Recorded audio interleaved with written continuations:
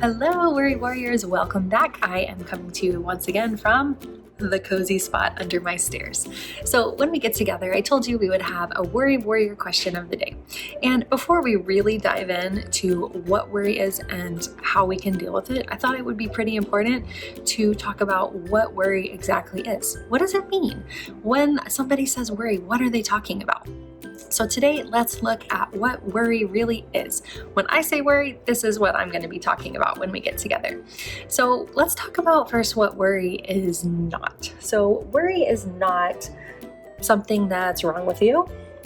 It's not a signal that something is definitely wrong, but worry is a feeling. And it could be a signal of some sort of potential danger. That means that maybe there's danger, maybe there's not. It's just kind of like a warning signal going off to let us know that there might be some danger ahead. And worry is also sometimes a little bit confusing, and sometimes it's also helpful. So there we go. Worry is a feeling. It's sometimes confusing, sometimes helpful, but it's a signal of potential danger.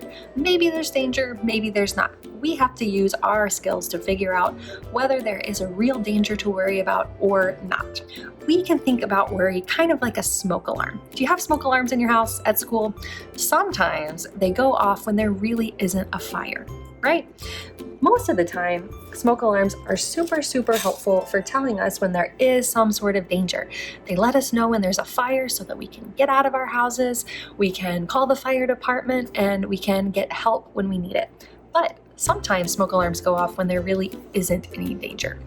Kind of like when you put popcorn in the microwave and you leave it in for too long and then the whole house smells really bad, your smoke alarm might go off then. Or if you're making toast and you put it in the toaster and you've got it turned up just a little bit too high and then your house starts to smell kind of like burnt toast, your smoke alarm might go off then too. That's kind of like worry.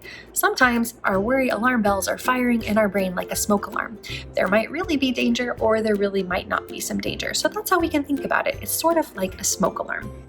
Just like a smoke alarm, worry is really helpful when it's working correctly. But when it misfires, we can use some of our skills to help us calm our bodies and calm our minds and feel better and see the potential danger in a more realistic way. So I hope that answers our Worry Warrior question of the day on what exactly is worry? A feeling that alerts us to some potential danger. Keyword being potential, not definite danger.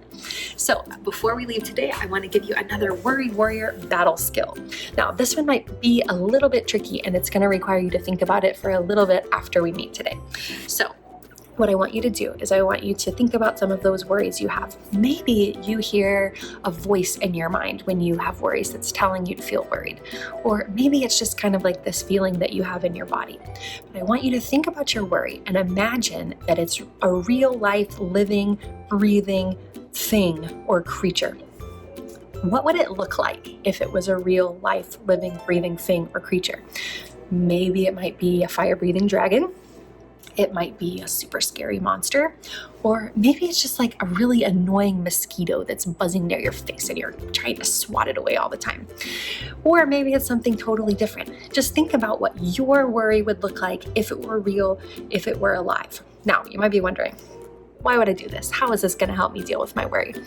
Sometimes worries can feel a little bit overwhelming because they're just kind of this abstract thing in our head, a thought or a feeling that we have.